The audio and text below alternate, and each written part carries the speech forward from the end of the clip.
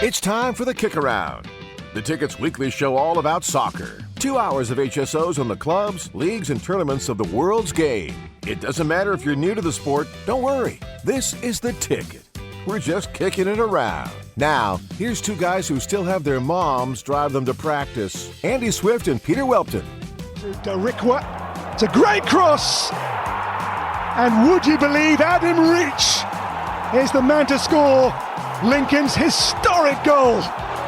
On the books here for 17 years at Middlesbrough. And he goes and scores Lincoln's first goal at this level for 23,849 days. Well, hello again, P1, and welcome to, believe it or not, Season 13 of the KickAround. Yes, Season 13. It's great to be back. Now, I'll explain the weird-sounding audio here in just a little bit, but alongside my partner through all this baker dozen of KickAround Radio, it is the great Andy Swift. Howdy, Andy. Peter, hello. Congrats, Lucky 13, and happy Lucky 13 to you. The luckiest 13 for sure. So this one, the first show of Season 13, is going to be a little bit different. Obviously, I am not in studio today. Andy is in studio. The great Michael Dixon is producing the show. Carter is running the board for us today. Cam is doing tickers. But I am not there because I, last week, had a surgery. Now, what I would love to do, and I kind of wish we had done this in the mix, I was going to let everybody just kind of imagine their favorite surgery they could think I had, and we would just run with the best one. But was it the best surgery you ever had? Well, just kind of in your head. If I had to imagine Peter having some surgery, what surgery would I want it to be, to imagine it to be? And we'll figure out what the best one is, and then we can run with that. Like, I really would love to think that Peter had, like, significant hemorrhoid surgery. I don't think you do, actually. You don't want that.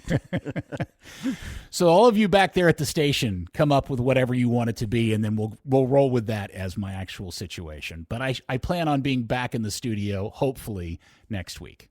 So that's a clue that you could already come back next week. That's a clue to what the surgery may be. It depends on how the sutures in my skull heal up. Do we get yes and no questions that we ask you, and then you say yes or no, and then we kind of like narrow it down to what it could be? We could do that, yeah, if you'd like. The problem is, Andy, you know what the surgery was. Ah, good point. Okay. So I can't throw out clues. Like, did you go under? Yes or no? Wait, hold on. I'm curious. Dixon, do you know what the surgery was? I have an idea, yeah, if it's the same thing we talked about. Oh, okay. All right. Carter, do you know what the surgery was? All right, Carter gets to officially figure out. Okay, so Carter gets the 20 yes or no's. Yeah, Carter gets to guess what surgery I underwent last week. Actually, now that you mention it, I believe I was told ankle surgery. Am I correct there? You are correct. Yes, I did have ankle surgery. That was a guess. I didn't know. So whatever prize you want to send my way. I was hoping you'd come up with, facelift or tummy tuck or something like that. Enhancements. You don't need those. You're beautiful, Peter. Thank you, Carter. You are too. Does he get a pen from Peter or from Andy? Andy, do you have a World Cup pen for Carter? Sure. Carter, you have just won some kind of World Cup something. Yes. Next week, this is when Let's go. We'll do it on air. We'll give you the official prize. I love it. Yes. Okay. So now we've got that out of the way. Hopefully, like I said, I'll be back in studio next week. Let's do it. It's time for. We got a lot to do today. By the way, we are going to do predictions today. Lars is all the way back on the other side of the planet. He couldn't be with us today, but we have his predictions. In fact, he even recorded his wacky prediction that we do every year. So you'll get to at least hear Lars's voice. And as you heard us discussing with the guys in the mix, it is that time of year that Andy and I like to re-educate or educate for those who are new to this idea, how to find a club. And we'll revisit that before the end of the show today, along with a bunch of other stuff. But first, let's get to the most important and serious of all the KickAround segments. Soccer headlines. Soccer headlines. Soccer headlines. All right, Andy, it's been a few weeks since you and I last spoke. Yeah. And believe it or not, a lot has happened. No. There was a lot of controversy around Infantino and FIFA. In fact, that's such a big headline. We're going to save it for its own segment here coming up next. Fair? Sure. I plead the fifth. You Okay. don't want We'll talk about it. No, we can talk about it. Yes, that's fine. Don't give anybody the idea that you're pro Infantino. I won't Don't give disclose any- my vote, though, when it comes time to vote. You know, the vote by all Yep. the FIFA members. I'm not going to disclose how I'm going to cast my vote, but I will opine if you want me to. It won't surprise anybody that Andy has a FIFA vote that is equal to any of the actual nations. That's how Sure, big yeah. hoity-toity you Man. are. But since we last talked, Andy, Mauricio Pochettino has re-signed his contract with the U.S. men's national team and is here, at least, they claim, at least the contract runs through the 2030 World Cup. Yeah, not a big surprise. I think we were expecting that because it had leaked, right, that they were going to do that. We just didn't know the terms. I'm okay with that. What's the alternative? And I think he more good than bad during his brief year-and-a-half tenure it was leading up to World Cup. Yeah, I think if you try to go back and look through the record, you could probably pick through it pretty brutally. I mean, there was some pretty bad parts. Well, but early ultimately, on, but those are allowed, right? Yeah, 100%. And again, people forget that he only got here halfway through a cycle, so he hasn't even had a full cycle yet. For those who are 2 cycles is a bad idea, brigade, because he hasn't qualified for that yet. My feeling is while it makes sense that he resigns, I would be surprised if he is. I'll definitely be surprised if he's here for the next World Cup, and I would not be surprised if he is no longer here somewhere either just before or just after the World Cup. The Gold Cup next year. Yeah, I agree. I think it's the Gold Cup. Well, the Gold Cup is next year. Yeah, What happens? 27. What happens in 28? Is there? Well, that's the Copa America, right? The Copa that I think they'll get invited to. Yes. So I think he'll last through that tournament. Interesting. Yeah, I think he'll be here all next year into 2028. Yeah. The other thing, I don't want to get too in the weeds on this because you and I could spend a lot of time. But did you see the article or press release or statement that U.S. Soccer put out yesterday, kind of highlighting all the work they've done in terms of scouting the United States for youth players? No, I didn't see that specific article, but it is something that has been in the works for a bit now, right? I mean, this is an initiative that started, 2 years ago? Yeah, so they put out a big article yesterday called Inside the Player Pathway, How U.S. Soccer Finds Top Youth Talent Across the Country. And I've never seen them do this before, but this obviously is addressing the criticism that I think a lot of people just throw out there in terms of how good, or probably most people bad, U.S. Soccer is at scouting talent across the United States. And at the end of it, they point out that nearly 8,000 unique players were identified and tracked during the period between August 1st, 25 and July 30th, 26, leading to 1,276 unique player call-ups to a youth national team camp, with 40% of them being first-timers. Yeah, and that sounds like a lot of kids. It is, and it's. There are very few nations that are as expansive in geography as the U.S., so it is a challenge. I mean, Brazil's the other one that comes to mind. They're probably, out of all the soccer powers, the one that has the largest footprints in terms of geography and where that would be the most difficult. So it is not an easy thing, and I know the U.S. soccer gets criticized for it a lot, but it's so hard to get everywhere. And if some kid in, Tempe, Arizona isn't seen, people are like, how did the U.S. soccer miss this guy? You just can't be everywhere in such a large country. Yeah. As far as Pochettino goes, I guess the question, and the reason why I brought up the article was, moving forward, how much is he, as an Argentinian, and his staff, which is largely not American, going to have in terms of influence over this kind of thing? Because in the aftermath of the World Cup, so much of the observation and or criticism is, hey, we're not very good at this yet, and why not? Because it's been so long, and everybody just seems to be overly impatient about the whole thing. And that, to me, is the real big question out of this is how much room does Pochettino either, A, has he been given, and B, how much does he want to be involved in all that stuff? Yeah, a lot of it is networking and relationships because the MLS academies and the MLS clubs have they're the ones that really lead the charge in terms of identifying talent within their sphere, but they're not everywhere. I mean, it's limited geographically. So I think that's where U.S. Soccer wants to pick up the slack a little bit, is where those MLS eyes are not. Can we find additional talent that those clubs are not able to find? But I don't know how involved he'll be with that, honestly. He'll be involved in like, hey, this is the kind of player we want or you should be looking for, and these are the kind of attributes you should be looking for in a 14-year-old, for example. But I don't know how actively he'll actually be involved in the scouting.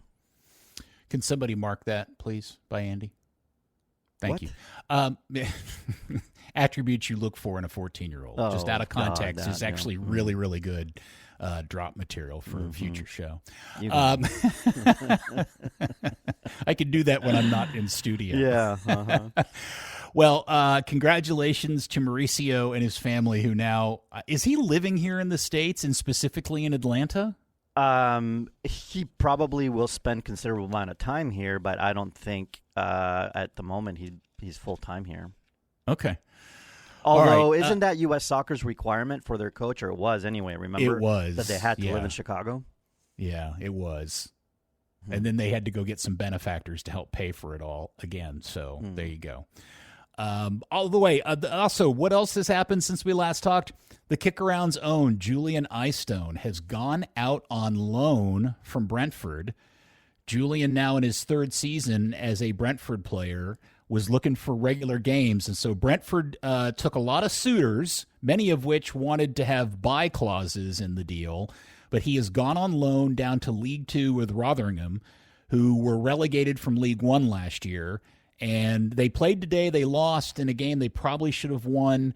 He was on the bench, but do not be surprised if Dallas's very own Julian Eystone isn't starting for that club here sooner than later. I think a lot of those suitors, they were listening to the Kick-Around and were impressed by his interview skills. I think so. Yeah, we should probably, if there's any kind of like transfer fee, do we claim a percentage of that? Mm-hmm. Okay, very good.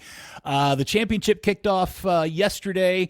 I had no idea that Raul Jimenez was back with Wolves. That caught me off guard. I don't know if you did not know that at all. Although we didn't hear otherwise, right? So his deal was up at Fulham, but I didn't realize he had gone back to Wolves. So back at Wolves, Yes. Oh. Yes. Huh. That totally freaked me out. Yes, I had no idea that he had gone back to Wolves. And I think he scored the tying goal for them yesterday in the Friday game. Anyway, the reason why I bring that up, other than the surprise of Raul Jimenez, is the fact that what you're going to see moving forward, specifically in the championship and more so in the Premier League, are some new rules, most of which are comprised of time-wasting stuff that you saw in the World Cup and had previously seen in Major League Soccer for the last couple of years. Substitution times, injury times, things like that. So don't be surprised if you see some of that taking place in week one of the Premier League, which kicks off next week. For the most part, those were welcomed and well-received, right? And I think they had a little bit of a positive effect. There's one, though, that is this true? The set-piece holding rule that will be, or I guess officials have been told to crack down more on some stricter guidelines. Deliberate you mean like on corner kicks and stuff? Kicks, yeah, and corners. Is that something that has been discussed? I have not seen anything official. By the way, the PGMOL is no longer referred to as the PGMOL. They changed their name to Ref Pro or Pro Ref, one of the two, something a little bit more generic. And I have not seen anything official about that. Okay. But we'll keep an eye out on it because I do think that's something that would come into conversation when it gets into Arsenal's likelihood of repeating as champion. Exactly. 100%. Yep. All right, there you go. There are your headlines. Let's take a break. And when we come back, Andy and I will address the big elephant in the room, the thing that has been going on since we last talked. Infantino, FIFA, the controversy. Next on the KickAround. With the Premier League starting next Friday, it is time for predictions, and Andy, myself, and Lars, and yes, even the new soothsayer, Michael Dixon, will have our predictions for the upcoming Premier League season here in about 20-25 minutes on Ye Olde KickAround. Welcome back. This is the start of Season 13, Andrew. Season 13. Oh, man, can you imagine? No. In fact, this morning when I was sending out social media alerts that we were starting that, I found a photo that I took of the two of us sitting at that table you were sitting at now in the minutes before we started the first episode of the regular weekly KickAround. That was the picture of the first one ever? The first, not the World Cup, but the first episode that we did when we started doing the weekly show. Oh, yeah. Wow. That was December of that year. Yes. And both our hair is a very different color than it is today. And the look on your face of, oh, my God, what have I done? What have I gotten myself into? is so perfect and great, and I love it. Thank you, Andy, for being my buddy for the last 13 years. Likewise, would it make you mad if I'm sitting in your seat today, though? Not even a little bit. No, I'm not. That's probably your seat anyway. No, I'm not. All right. Well, so since we last convened, which was about 3 weeks ago, a lot has happened, and we talked a little bit about that, but really the big overriding giant thing in the room sucking up all the air is the word that Infantino suddenly, out of the blue, without telling anybody, even people like second in line at FIFA, that he was going to attempt to spin off a for-profit version of FIFA and he would sell a percentage to a private equity firm that was largely headed up by a Kushner. And that suddenly turned into the most... I mean, was this a bigger story than the Super League explosion from a couple years ago, Andy? Well, I think so, because it was at the FIFA level, and it was something that, he had been working on for a bit, and nobody knew other than those that he was working with to get it done. Is it a little bit like MLS creating Soccer United Marketing? Except that Soccer United Marketing was sold to other investors than MLS. They just... Not all owners in MLS took part of that, but it's kind of the same idea, right? That you would separate the marketing rights and create a separate revenue stream.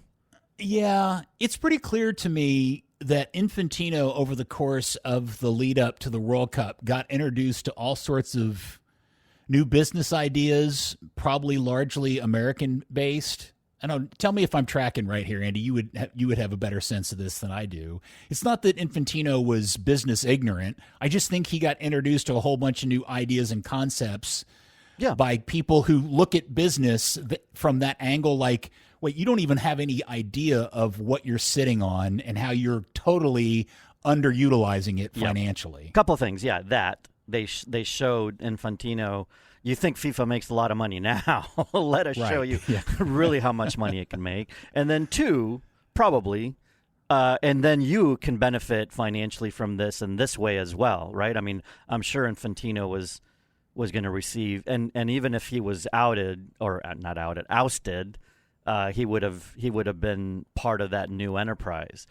So from a business point of view, these business people were just treating it as another business venture.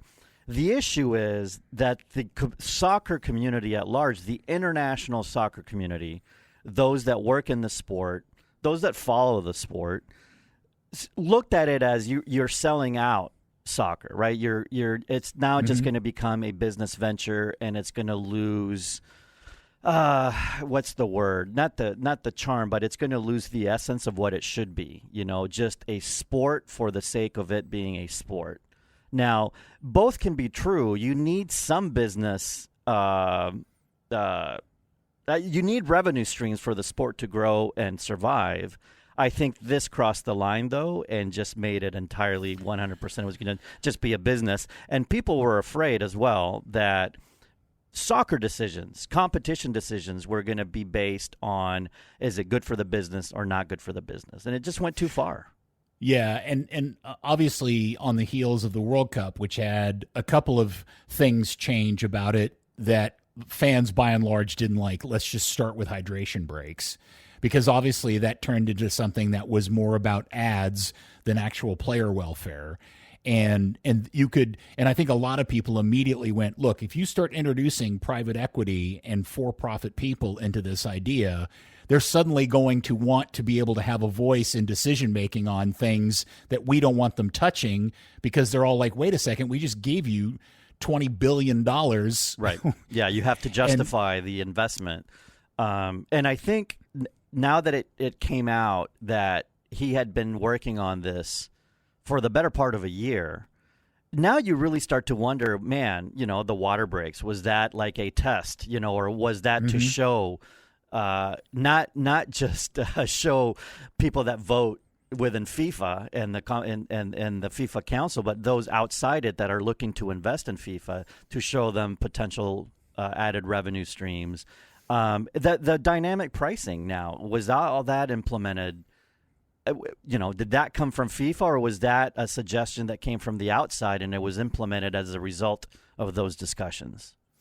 Oh, I think both of those are pretty obviously answered based on the fact that they were so successful in their outcomes. I mean, it doesn't take a business genius to understand why, dynamic pricing works in your favor for a high demand entertainment product. And two, the idea that suddenly now you add ad inventory in the middle of World Cup games, yeah, that's going to create a lot new revenue. The genius part about the ad revenue from the hydration breaks is that he got to run around and go, we didn't get a penny from that, because he knew that ultimately it would benefit everybody at the next World Cup or the next TV contract. Or whatever entity was going to have the rights to it, which he knew at the time that was in the works. So now we have the fallout from all that, right? Well, so confederations and national teams and presidents of federations all started, chirping and making a lot of noise. I think there has been instances like Norway, for example, that I think are very clear-cut. If Lars was here, he could speak eloquently about how Norway just finds all of this completely objectionable and wants nothing to do with it. And then you've got other nations where they've been a little bit more vague in their outrage about it or soft about it. There's a whole list of them. And then there's even conflicts within confederations. The Asian Confederation is one where Qatar is like, wait a second, what are you doing? You guys can't come out and say you're anti-Infantino or anti this idea. You didn't ask us. So, I mean, it really, when it leaked shortly before the official announcement, and UEFA got a hold of it, UEFA pretty much, in solidarity as a whole, came out against it and threatened to boycott future events, right? So that got the ball rolling. CONCACAF shortly thereafter came in support of UEFA and talking against what Infantino was about to do.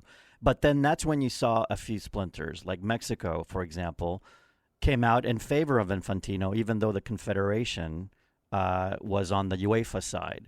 So you're seeing things like that. For example, CONMEBOL, Argentina has come out in favor of Infantino, but the rest of CONMEBOL has been a lot more lukewarm about support for him. Africa, in general, has taken the UEFA side. They're collectively in favor of backing Infantino. So what it really comes down to, if you look at UEFA with their 55 votes and Africa with their 54 votes, the Confederation of Africa with 54 votes, that's pretty even. So now let's look at the rest of the votes. You got CONCACAF on one side, mostly with all their 35 votes against Infantino, and you have Oceania and South America mostly in favor of Infantino with their 21.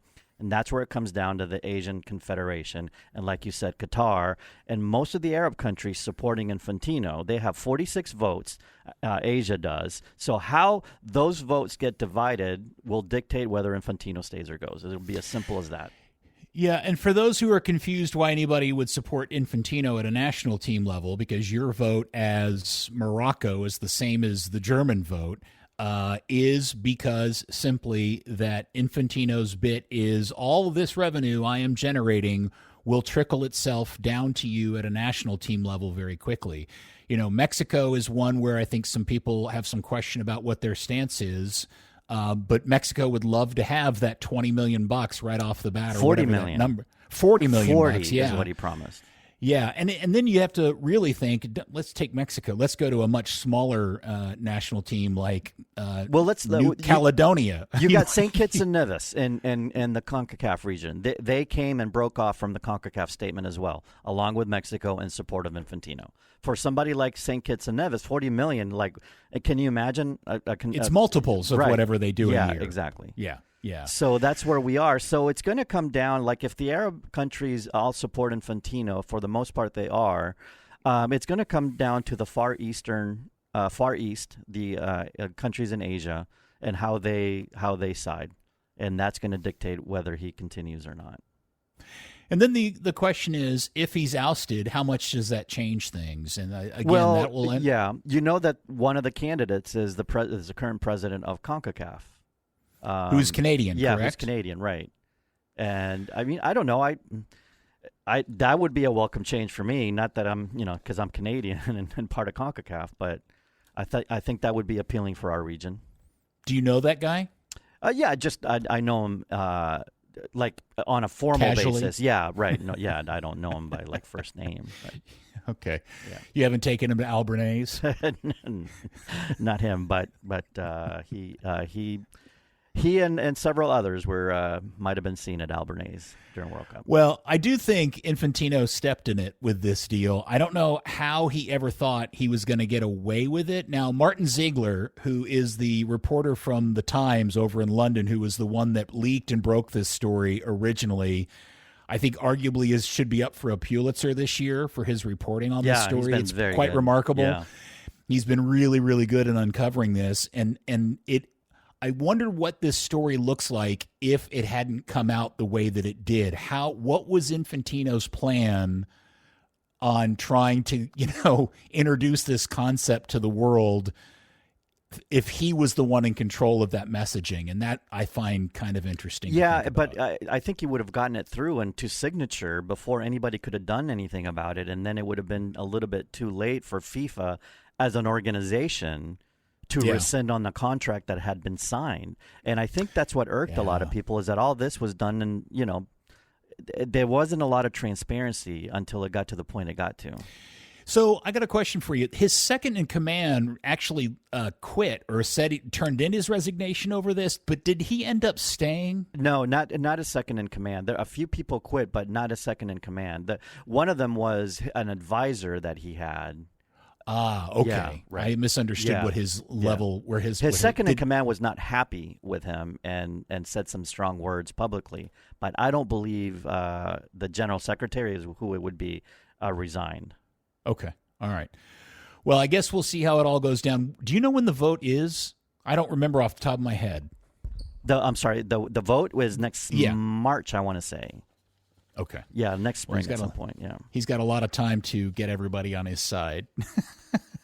This is so political, so lots of things are going to happen. Matthias Grafstrom is the general secretary, but I don't think he has resigned yet. No. All right. Well, I guess he is thinking everybody's a sucker, but thank God for Martin Ziegler for his reporting, because, and the more I think about it, the more it is quite remarkable what Martin Ziegler got, accomplished for the football-loving world by reporting this early, because I hadn't even thought about the version of events in your way, which is, they signed these contracts and now they can't get out of it. I never even thought about that. At that point, God. You could have had members of FIFA, like UEFA, collectively just separate, and we would have had, like a big mess, and maybe the World Cup as we know it no longer be the tournament that it is. It would have been divided, and I don't know how fun that would have been. Yikes. Yeah. All right. Well, I'm sure we'll have more about this as the weeks and months go by, but there you go. All right, let's take a break. When we come back, it's time to do predictions of the next Premier League season. Lars, myself, Andy, and Mr. Dixon, who's now the new show Soothsayer, based on his World Cup performance. And we'll start with our predictions for the top 7 next on the KickAround. It is that time of year to help those searching to find a club. It's a regular bit on the KickAround for a long time, and we'll revisit it one more time here in about 35 minutes or so in the next hour here on the KickAround. Welcome back. Andy and I have returned for season 13. Congratulations, Andy. Lars will be here some point eventually, we hope, if we ever... Lars got a lot going on over there. He's going to turn into a professional golf pro, isn't he? Like a golf pro is in his. Well, he's got a book deadline he's got to meet, so he's got a lot of work on the book. So, but for predictions, because it is time once again for our annual. What's the right way to say it? Our annual attempt to make ourselves look stupid, right. Yeah. Which is by making predictions of a Premier League season. If you would say on balance, Andy, is any of us actually any good at this? Lars has been pretty good at it? Not good. Average. Okay. But better than me? A lot better than me? Yes. The general standings over the last few years when Lars has joined us is Lars first, Andy second, Peter fifth. Okay, behind listener and chat. Yeah, GTP. no, it's because you make some bold predictions and you try to get a little wacky sometimes with, and I respect that. So you're just taking some stabs. And yes, last year you did use Chat GPT, which I think Lars and I both beat. Which just goes to show you, like who knows at the end of the day. But this year we're not using ChatGPT, are we? No. Because we have our own artificial intelligence on staff now.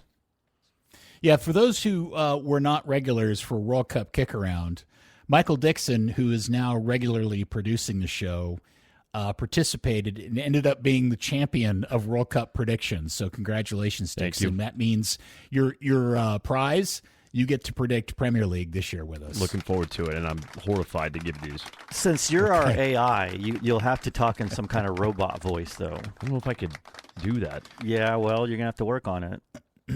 All right. You have to sound really smart and unbiased and just kind of like robotic, pure. Yeah, robotic. Unemotional, like matter of fact. Absolutely no inflection on any word. Right. Okay. Right. Exactly. Work on it, Dixon. No. All right, okay, well, so here's how I think we should do. First off, this entire Premier League season, I feel like, and is different from any other one that I can think of in the 13 years or previous 12 seasons that we've covered. Yes, if only because of just the insane amount of change and flux in managers, especially at some of the big of clubs that you would historically considered to be the big six. Yes, for sure. 5 of them, right? 5 of the 6 have essentially a new manager. Some of them started managing towards the end of last season, but for all intents and purposes, 5 of the 6 are new. And which kind of makes the prediction thing a little bit, not more difficult, but more fun, I would say, in a way. Okay, yeah, so I think I'm saying correctly, 11 of the 20 Premier League teams have a new manager in their first full Premier League season. Obviously, Carrick at United and De Zerbi at Tottenham were here at the end of last season, but this is their first full trip around the sun with their club. So there are 11 other there are 9 other clubs in the Premier League who have guys that are just now off getting out of the car and unpacking their bags. Yeah, who had their preseason to figure out what their club was all about. By the way, did you watch any preseason? Because I'm going to announce I didn't watch one single preseason game. Did you? I did watch a few. In fact, this morning I watched Manchester United and AC Milan, which I'll mention here in a few minutes because it was quite entertaining. So my question was, does it influence how you think about No. or how you approach predictions.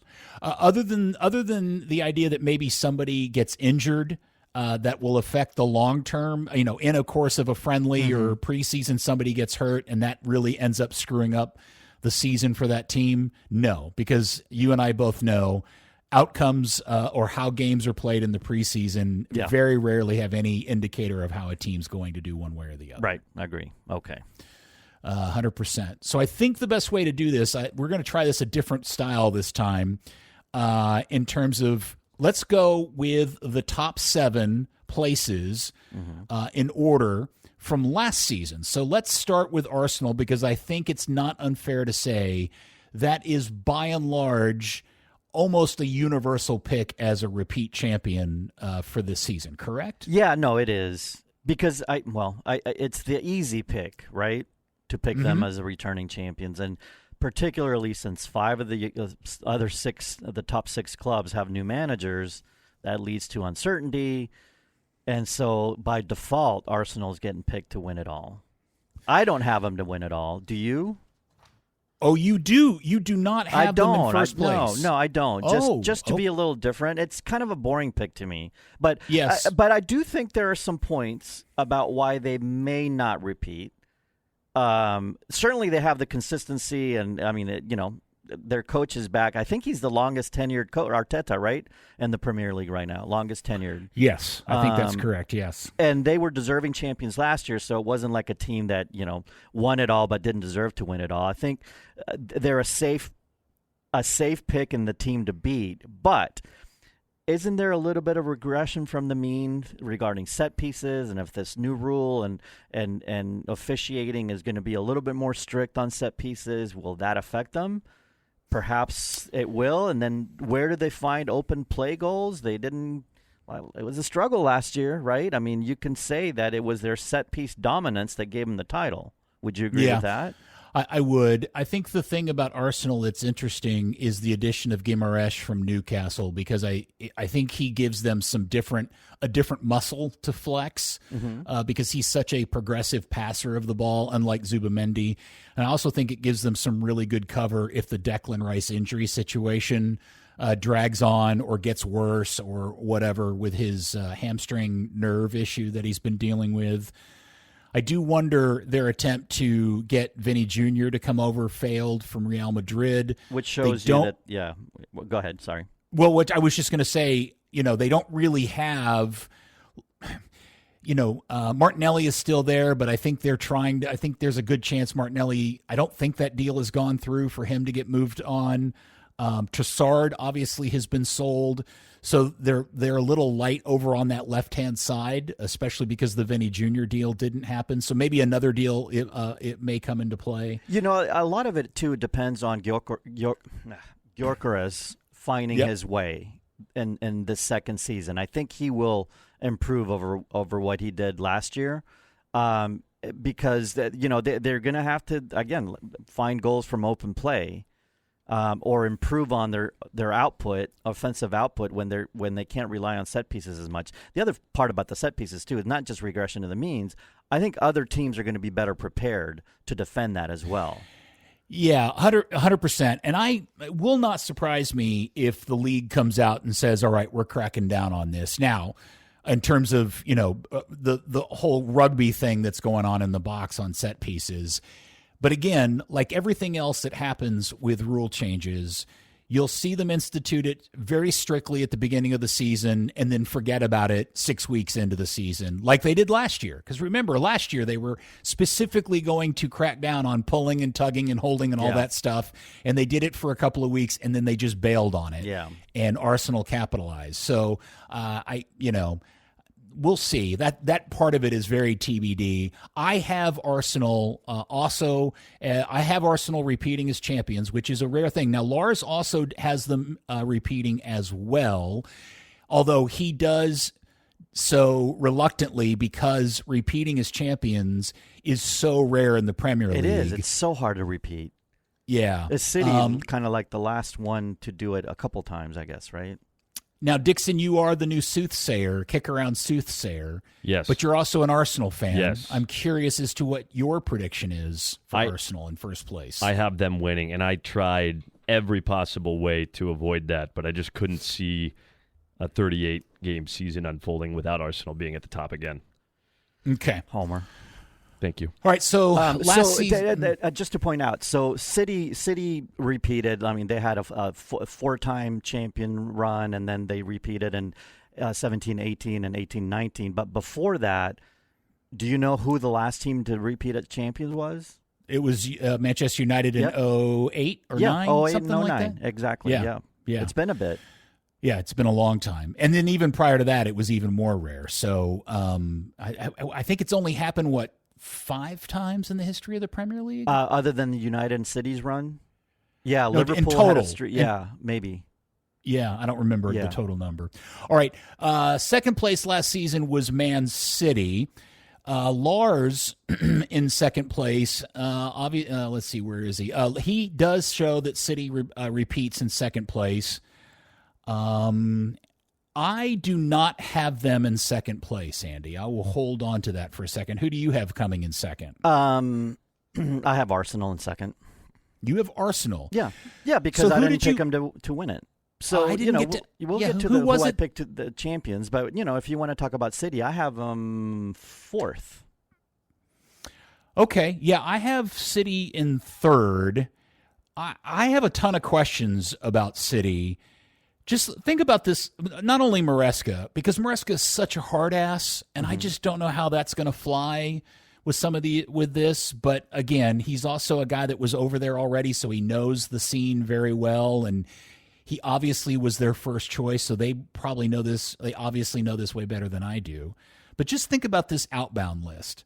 Silva, Akanji, Ake, Stones, and almost certainly Rodri out. Yeah. From City. That's talent and brain drain if you include Pep as well. Especially when you include Pep. And I have a hard time. I mean, I think it's going to be a real season of change for City, and I think there's going to be stretches where they really, really struggle. Elliot Anderson is a huge bonus to this team, and they still have an incredibly talented attacking line. But, man, I don't know. I have a hard time where do you have thinking them? You have them third? I have them third. Yeah, okay. So what you look at as well when you have a coaching change from a very successful coach to somebody that comes in, or a team that has been successful with a coach, and the new guy comes in, is how different are they from a tactical, like a philosophy of tactics point of view? Maresca is not too different, but it still will take a bit for him to be able to get the guys to kind of adapt to him when his predecessor has been there for so long. That's the issue, right? I mean, it has been there so long. It's kind of like replacing Sir Alex. Well, yeah, it's the whole you don't want to be the guy to replace the guy theory, which I really felt strongly about with Klopp and Slot until he won the Premier League. Yeah, because you know why? Slot didn't change much. Right. And then once he started to, make things more his way, I think that's when they falter a little bit. Anyway, that's another conversation. But where did Lars have City? Lars has City in second. Oh, he does? Okay. Yeah, he does. Because of his boy Holland, right? Because that's what they have. Yeah. I mean, that's something. That counts for something. Yeah, I have him in third. So, all right. Dixon, who do you have coming in second? I got Manchester United. Whoa! But where do you have City? Because we're talking. Let's finish on City. Everything you guys said, I fully agree with, and that's why my wacky prediction was I think City misses Champions League for the first time in basically 15 years. So you have them sixth? Sixth, yep. Okay. Holy cow! Wow. Okay. So now he is the soothsayer. I don't want to question him. Wow. Okay. So he brings up United. He has United. You said United second. He has United coming in second, yes. Now, United were third last season. Yeah. Mm-hmm. Mm-hmm. I do not have them coming in third. You do not? No, I have them coming in fourth. Okay. You're not going to be happy where I have him. But go ahead.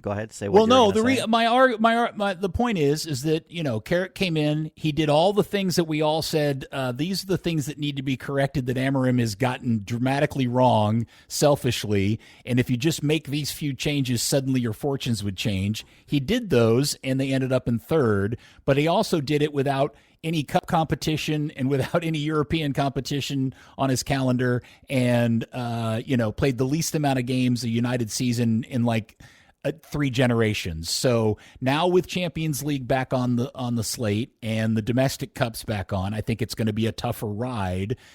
Tielemans is a nice addition. Santos is a really interesting addition, but I still think they're missing some pieces. And watching them get walked today. Okay, by Amorim, I asked you that question on purpose, and here you are. No. Saying that it is affecting the way. Okay. It's not. Okay, all right. No, it was very ironic. It was objectively hilarious to watch them be a loser in Amorim's first win as an AC Milan coach. And they actually scored more goals against United today than they have in the entirety of their preseason, by the way. So it was a very bad performance for United today.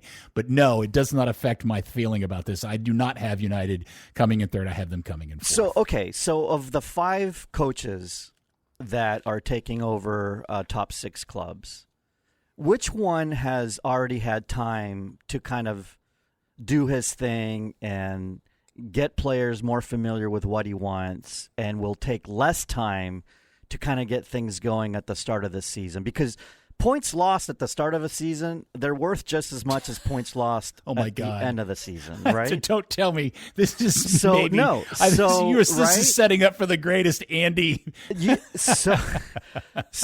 then Bruno Fernandes, who was the best player in the league last year?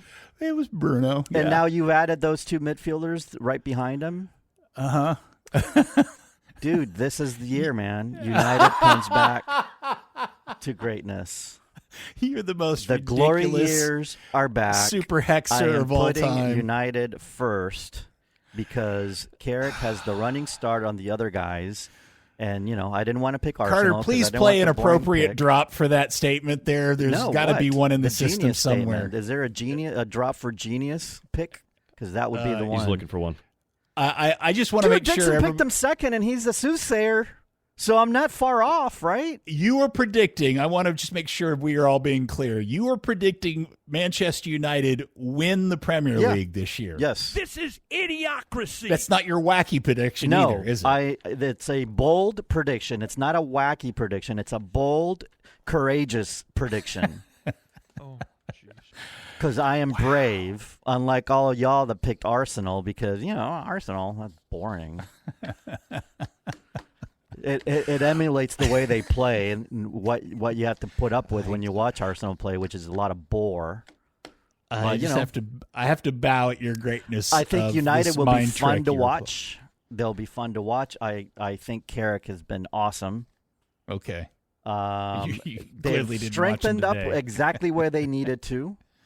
Do you believe in your midfield? No, they haven't. No.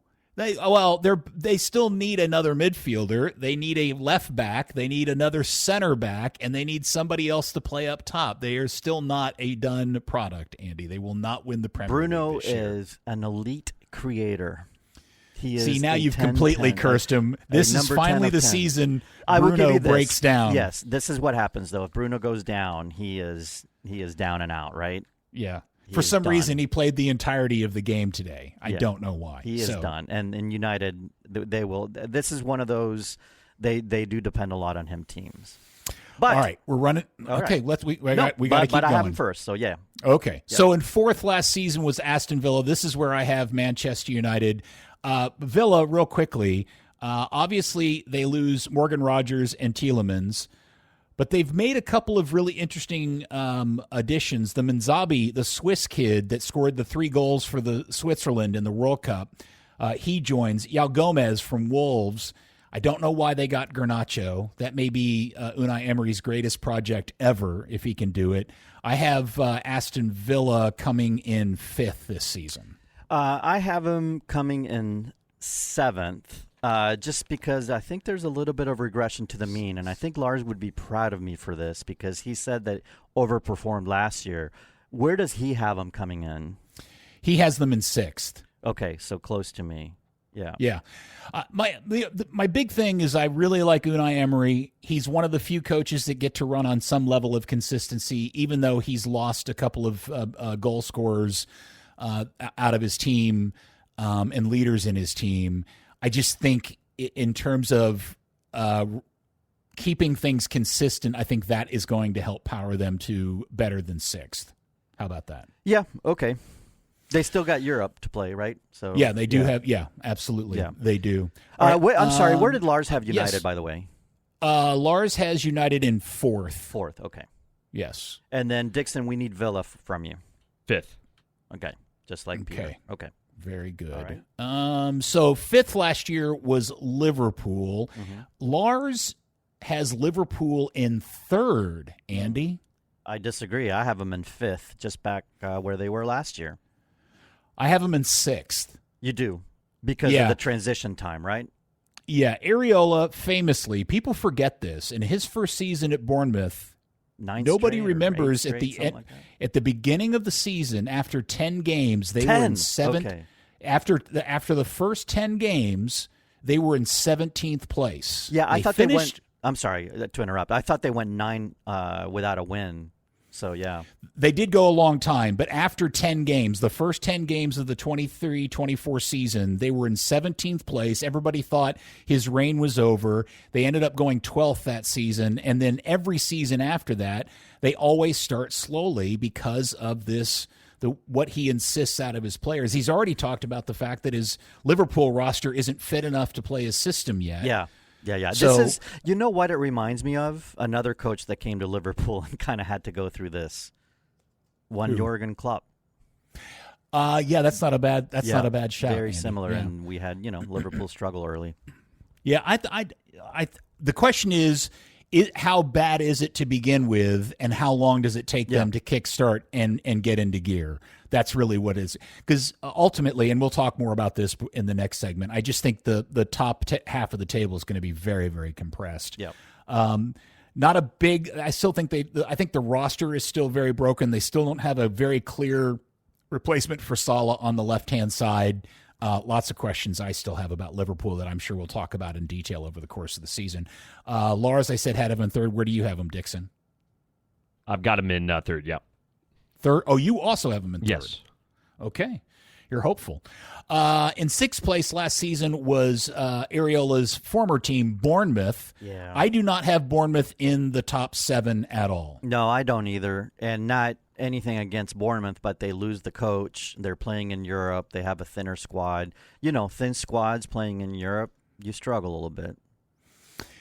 Agree. I don't have them in danger of getting relegated or anything, but I do think it's going to be a more difficult season. 100%. I don't think Lars had them in there either. Dixon, do you have anybody in that position? And do you have Bournemouth in the top 7? No, I don't. Okay. And then rounding out the top 7 last year was the great story of Sunderland. Again, another one that will play in Europe this year that I think will affect them. I do not have them in the top 7. In fact, I've seen some people predict Sunderland may be a candidate for being right back down towards the relegated group of teams. That sounds extreme, but definitely it does not. To me too. Definitely not top 10 team playing in Europe, thin squad. Expectations are going to be a little bit heightened.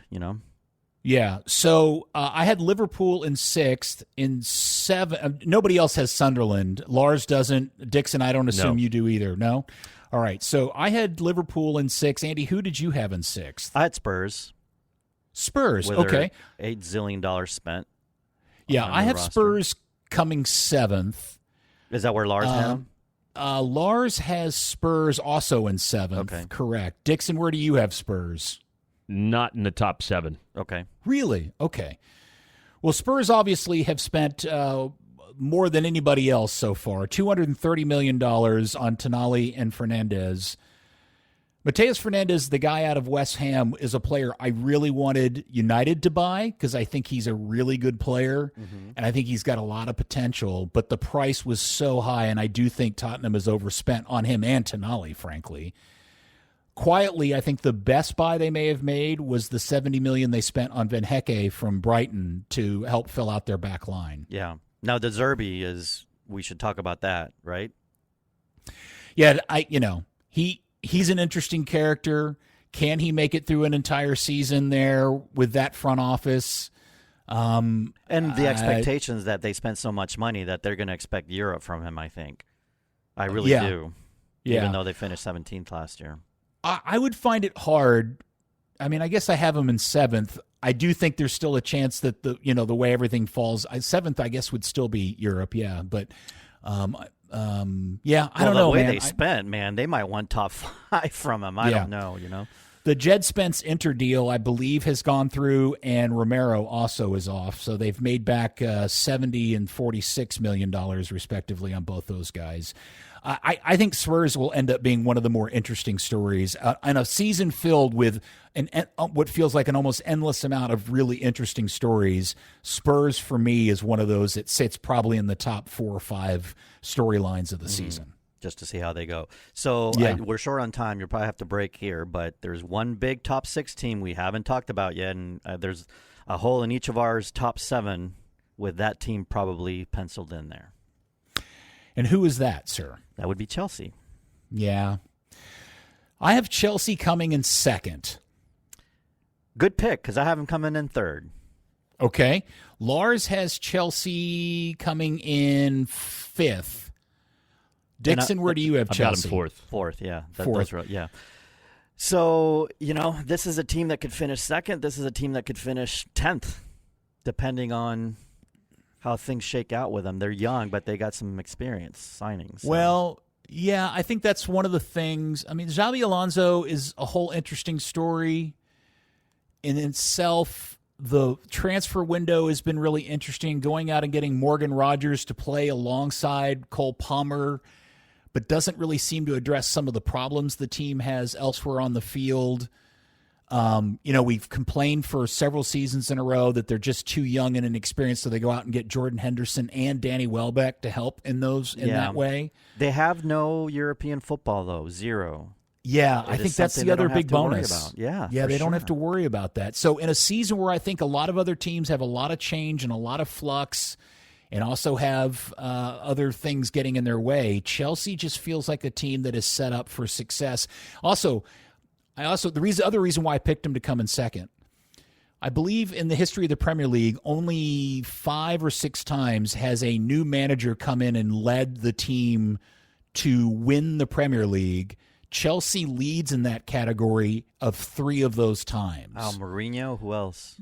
I had this open somewhere. Oh, yeah, go ahead. Yeah, so 3 times prior to that they had done this. Yeah.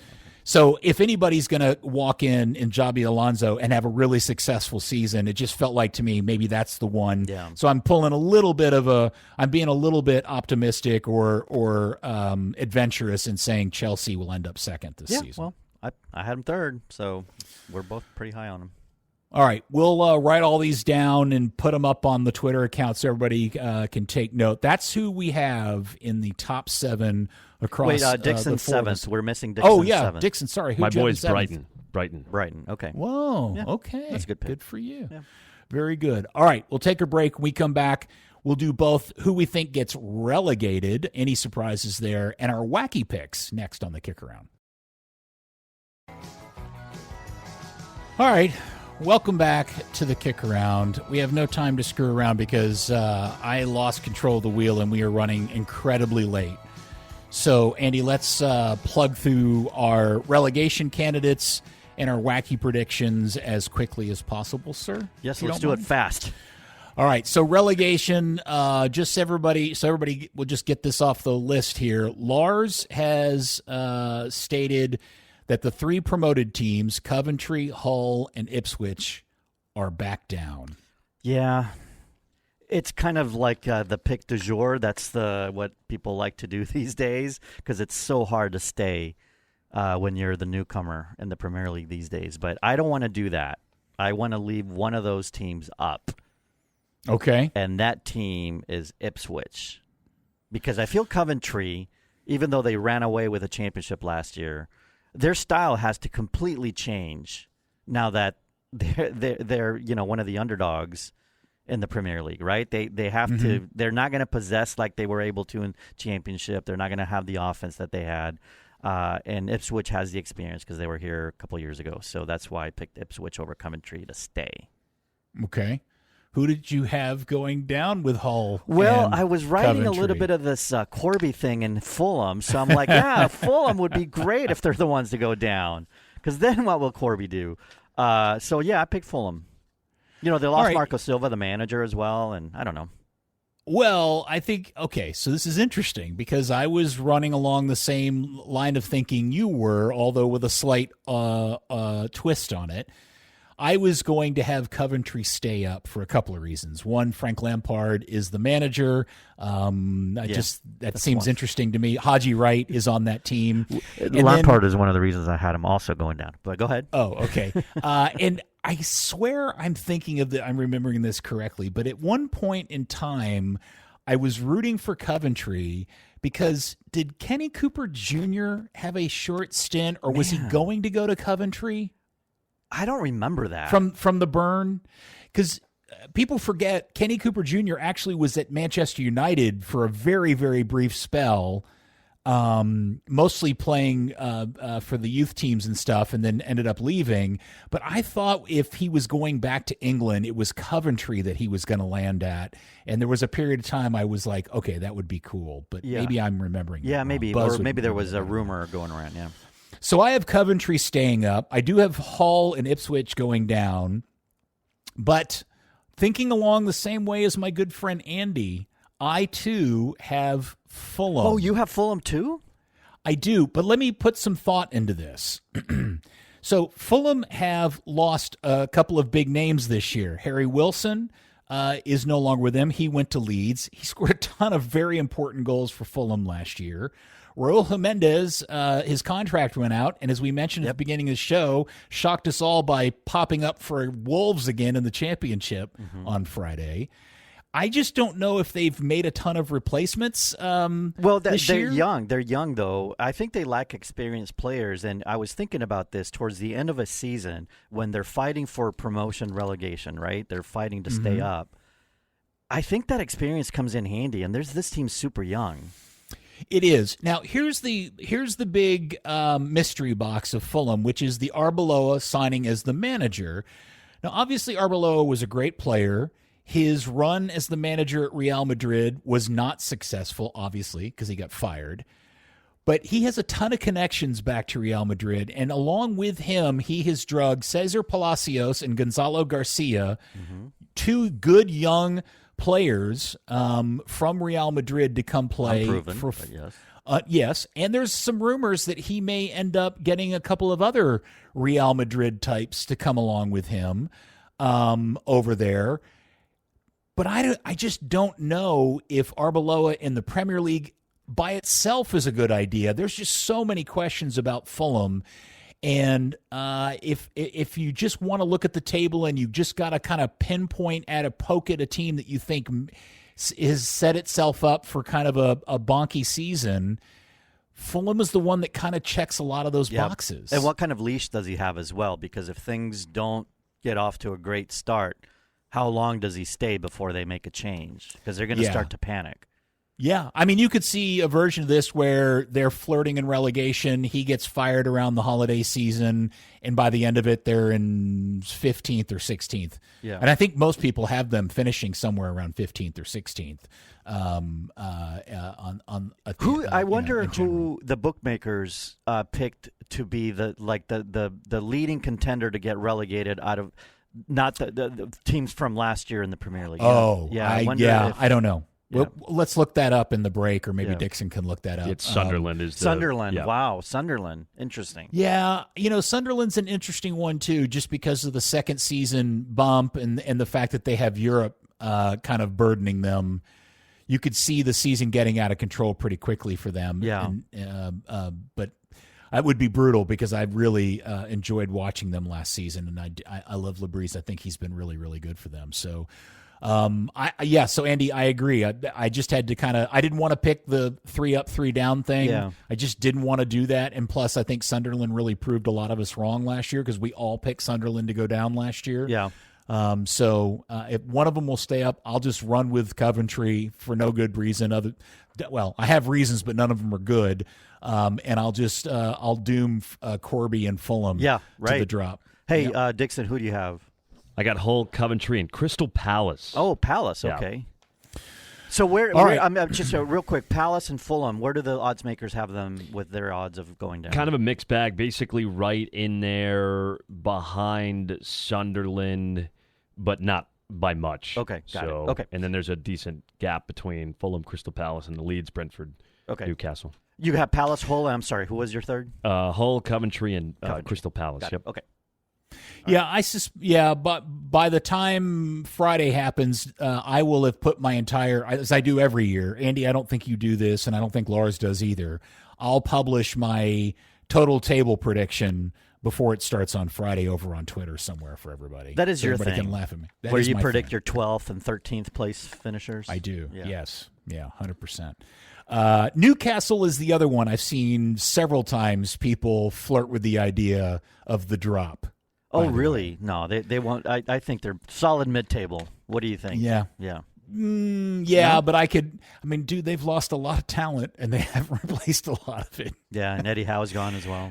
Yeah, and they've got a guy who's highly regarded as a manager, but he's a Red Bull guy, and that is a wild story too. Again, in a season filled with great stories, Newcastle is another one of those that I think is going to be fun to watch over the course of the season. We'll talk more about that as we go on. All right, to finish up predictions, it's time for wacky predictions. I told everybody we would hear from Lars, so let's hear Lars himself, and his wacky prediction. Hello everyone, I hope you're having a lovely August so far. As for my wacky prediction, oh man, Peter is so much better at these than I am. But can I just say, I quite like Nottingham Forest. I know they finished 16th last season, I know they've lost their best midfielder since then, and I know that their owner is, shall we say, a bit of a character. But Oliver Glasner is a really smart guy as the new head coach. Morgan Gibbs-White is still there. They've added a couple of guys I really like, and they have no European competition, so plenty of time for Glasner to work on them on the training ground and set them up and all this sort of stuff. I think Crystal Palace to be the team, in spite of finishing 16th last season, to finish top 8, top 7, even top 6, maybe sneak in there and expose any of these other big clubs if they have a bad season. Nottingham Forest is my sort of outsider pick to do well this year. I like that. That's not a bad one. Dixon, you got a wacky prediction? Yeah, I kind of alluded to it, but I just have this weird feeling about City in the first year post-Pep, and they're going to be outside the top 5. I remember, yes. That is a wacky prediction. I guess it is because of their history. Yeah, that is a wacky prediction. Okay. Andy, do you want to do yours? Sure, you want me I'll to do it. mine? Yeah, because you always have the wackiest. So mine is Holland is not going to win the Golden Boot. That's not the wacky prediction. Wacky prediction is, and this is a note to Julian, our very own Julian Eyestone in Brentford, Igor Thiago wins the Golden Boot. Whoa! Yes. That is a Now, we should say wacky predictions aren't things we necessarily think will actually happen. We just think in a wacky world these may be the things, right? Is that the best way to say it? Yeah, like a far-out prediction. Yes. Unlikely, but could happen. My wacky prediction is that Arsenal will be so dominant this season in winning back-to-back seasons that they will either tie or beat Manchester United's record of winning the league by 19 or more points. Whoa. Is that yeah, that's wacky. I guess you're doing Dixon a favor here by but is this more about, places 2 through 6 being so tight and them beating up on each other? Yes, that's 100% what this is. Okay. This is Arsenal just keeps doing Arsenal things, even with the changes, and everybody else just sputtering a lot more. It's kind of like a weird spin on the Leicester 2016 season. It's going to be hard for them to do that when United gets off to such a fast start. And just to repeat, for those who have not heard it, somehow, some way, Andy has done the mental gymnastics to predict that Manchester United win the league this year. This would be their 21st. Yes, United's it would. 21st. It would. Because they're tied with Liverpool, but United retake that lead. What, Andy, before the day started, what place did you think I was going to predict Liverpool come in? Honestly, seriously. Fourth. Okay. I And thought you said were going to be fifth. reasonable. You picked them sixth, friend. Sixth, I mean sixth, yeah. Okay. I think I like it. I like that prediction. By the way, if anyway, no, we can talk about it next week. Liverpool. I have thoughts too about things that could really go bad for that team. So You are such a Liverpool fan. Always looking at the worst. That's all right, there's all the predictions. We'll write them all down, put them up on the socials so everybody can laugh at us after the fact. Thanks for putting up with us on the predictions part. When we come back, we'll quickly run through our annual repros of How Do You Find a Club next on the KickAround. I have forgotten to mention tomorrow is the Charity Shield, which is the game, our Community Shield. I don't remember. What do they officially call Community, that yeah. The Community Shield, sorry. Arsenal and Man City, league champions versus FA Cup champions. That game's at 9 o'clock tomorrow, and it is on ESPN, I believe. You'll be able to watch it there. Dixon, you pins and needles for that game? Yeah. Yeah, it's a Probably, huge one. Yeah. Whoever wins it decides it's a major trophy because they'll Right, brag yes. about it, right? Yes, exactly. Yes. But I am interested to see Guimaraes in a real game with Arsenal. I'm dying to see how that works out. I think I think it'll work out well for them. Yeah, probably. Yeah. All right. Now, this week over on the ticket, one of the big things that happened is that one Corby Davidson announced to the world that he had decided he wanted to get back into soccer and follow a club, but he wanted to do it in kind of the low-key, chill vibe way. He didn't want to pick a team that was always on the brink of having to win games to either stay up or win a championship. He just wanted to kind of float through the whole thing, so he picked Fulham. And then, of course, Andy and I immediately then turn around and claim that they will be victim of the drop this year. But that leads into a whole larger conversation that we get into every year, especially on the heels of a World Cup, about how people who have decided that they really like the sport go about finding their club. And for, how long have we had this? 10 years now, Andy? Yeah, it's been a bit since, not quite when we started, but yeah. Yeah, so over on our website, thekickaround.com, at the very top in the menu, there's a button that says Find a Club. And if you press on that, that will take you to a page that is broken into two halves. The right way of finding a club and the quick way of finding a club. Is that the best way to explain What do you mean? it? What do you mean right versus quick? Like the the spin is the quick way? The you're spinning talking about the article in general. Yeah, gotcha. The article, Yes. there's two. I think you and I have said for a long time, the right way of finding a club is the statement of the club. You don't pick a club; the club picks you. Exactly.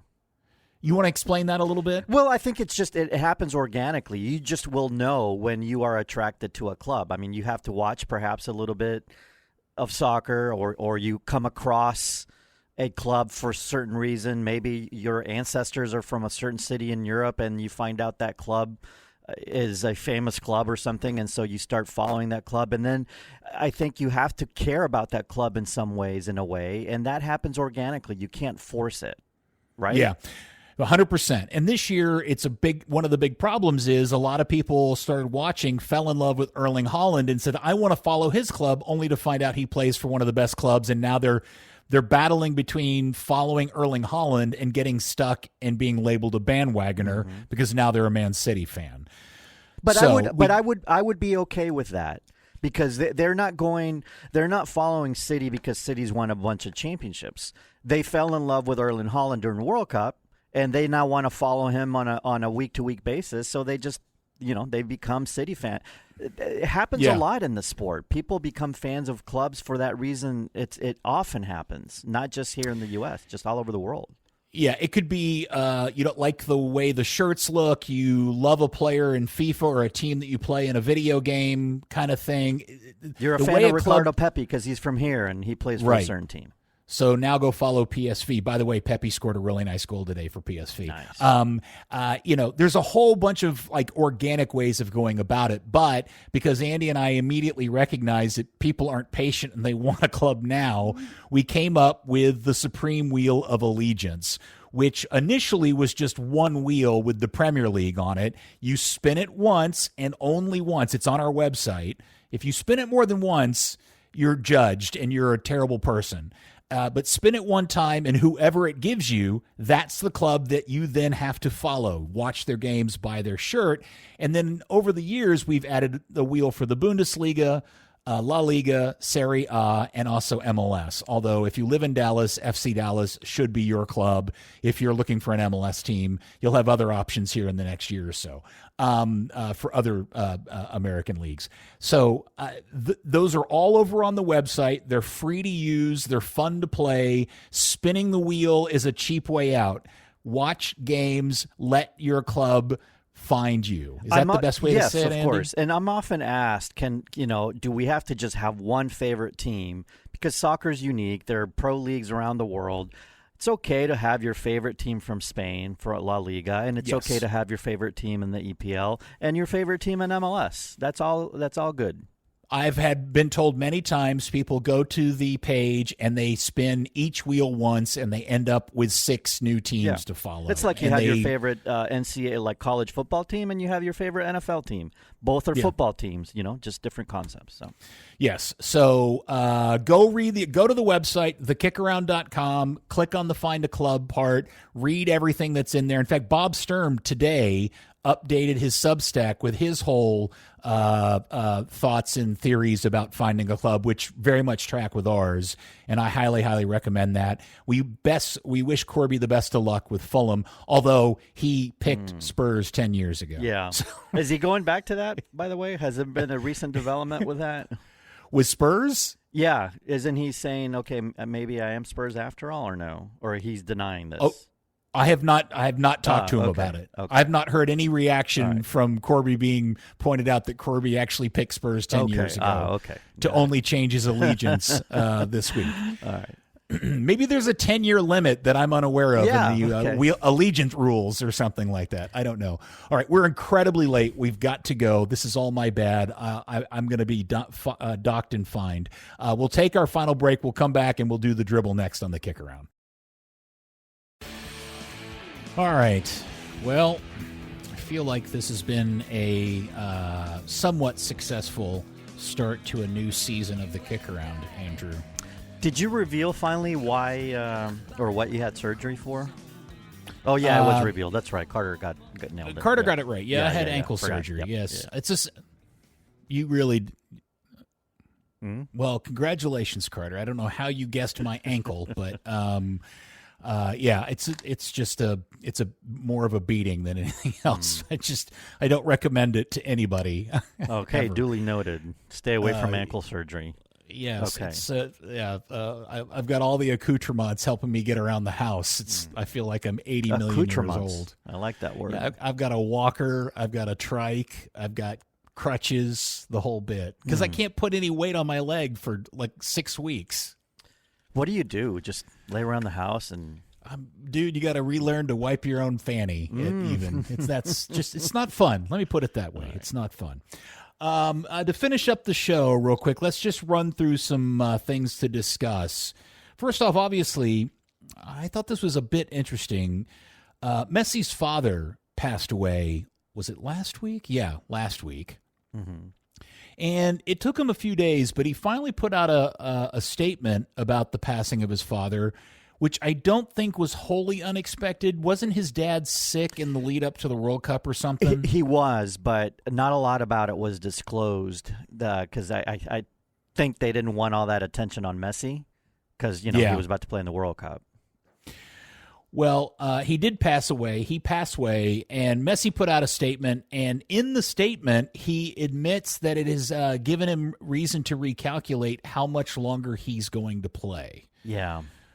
Which he just suddenly, signed an extension, right?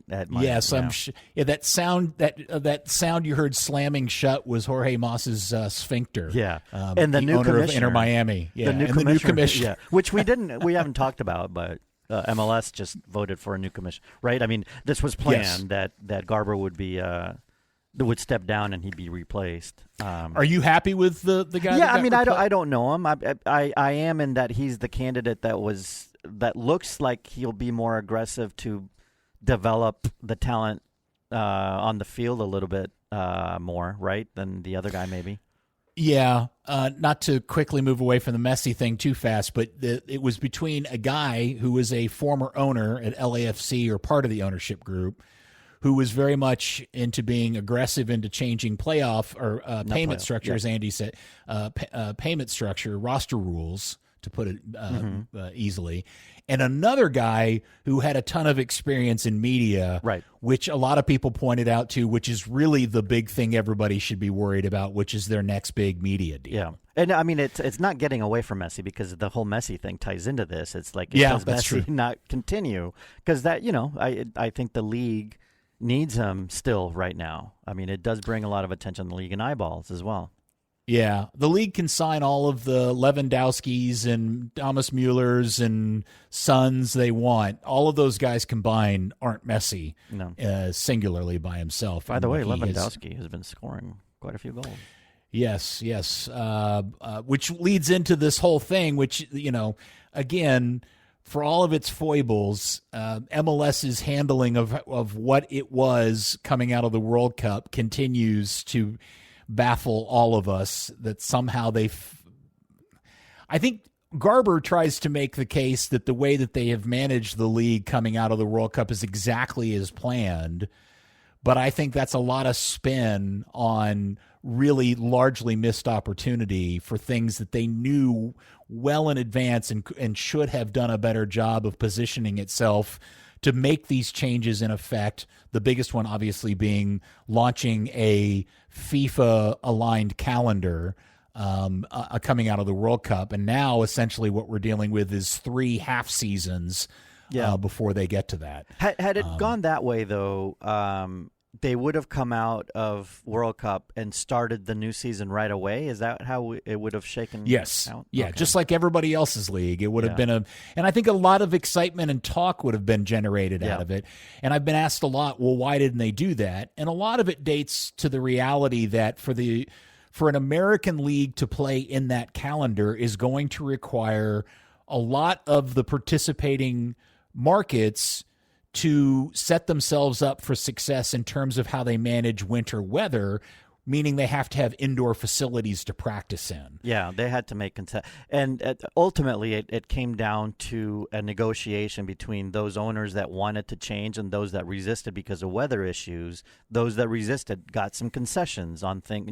It was all very political. And until everybody was happy on the same page and they all voted in favor of it. And it just took a year. And then of course what that meant is here they are, and they're not even playing league games. They're playing this League Cup, which is them and Liga MX. And FC Dallas found itself in a really interesting position this week where they were playing a decisive game, third game of their group, against Toluca, which, by the way, has been one of the best teams in Mexico for the last season or so now. They're really, really good, and they've got a really cool scene down there in that stadium, which is also at elevation. Highest elevation in Mexico, by the way. And Dallas had to go down there and get a result against a team that is just objectively better than they are, and it didn't happen. But I did find it interesting that Dallas, as a club, as an MLS club, was playing a game that a lot of people were in a tournament that a lot of people were apathetic about and don't care about or think is meaningless or is a joke, while also at the same time, if you're being objective about it, was one of the most interesting and compelling and challenging games in that club's entire history. Yeah, the game itself against Toluca, you mean specifically the game, that but game? Yes, that specifically that game was a really interesting opportunity because Dallas just never finds itself, and it so rarely in its 30-something years has found itself in an opportunity like this. I just thought that was interesting this week. Because we should point out that the top 3 teams that finish in the top 3 in this tournament do get automatic qualification to the CONCACAF Champions Cup. The equivalent of Champions League, which, it's not not a big deal, but I mean, I think it's kind of cool, and I think any club in MLS wants to play in that tournament these days. Yeah, and so the quarterfinals will go off. It's an MLS team versus a Liga MX team all the way through. We'll see how it all pairs out at the end of the day. Lots of fun over there. Speaking of Mexico and things like that, since we last talked, Atletico Dallas, which is launching at the beginning of the USL Championship season next year, at the beginning of next year, have signed Chicharito. I was included as part of his presentation down at Southside a couple Fridays ago. They presented you as well? They did not present me. Oh, no, I thought no. that's what you meant. And that was a lot of fun. We'll talk more about this in the coming weeks and stuff. Is that why you had ankle surgery? You fell off the stage? I did, yeah. Okay. He two-footed me. Okay. Chicharito as a signing for Atletico Dallas is a no-brainer. But for those who are like, well, why doesn't Dallas do something like that, or FC Dallas do something like that? That's a completely different story. They're two completely diametrically opposite situations. If FC Dallas had signed Chicharito, people would still be laughing at them for doing that. But for Atletico Dallas, it makes 100% sense. Yeah, this is a marketing, community outreach type signing. I mean, on the field, I don't know how much impact Chicharito is going to have in that league. He hasn't played in almost a year or something like that. More right? than that. Yeah. More than that. Yeah. He hasn't been he has not played regularly since he last played for the Galaxy in 22. Yeah, okay. So that's been a bit. And he went to Mexico, didn't do well. But I think I agree. I mean, I think for Atletico for name recognition, branding in the city, and their marketing, a lot of it is very apparent that they're going after the Hispanic market, the Mexican-American market in Dallas, and I think Chicharito is a name everybody in that community can identify with. For FC Dallas, it's all about winning games, right? And that just wouldn't lead to winning games. So. And before we go, I just want to remind everybody, because tonight is the start of Season 3 of Dallas Trinity, which is our local professional women's soccer club, which also plays at the Cotton Bowl. They kick off at 7:30 tonight. By the way, since we last talked, Dallas Trinity has been merged into Atletico Dallas. That's a whole other thing I don't want to get bogged down into, but I highly recommend everybody go give this a chance. It is a professional women's soccer team here in Dallas in the urban core at a stadium that also has a mass transit option, affordable ticket prices, local young talent, and local ownership. All of it is there for all of you that have been clamoring for something like this. Go support that team.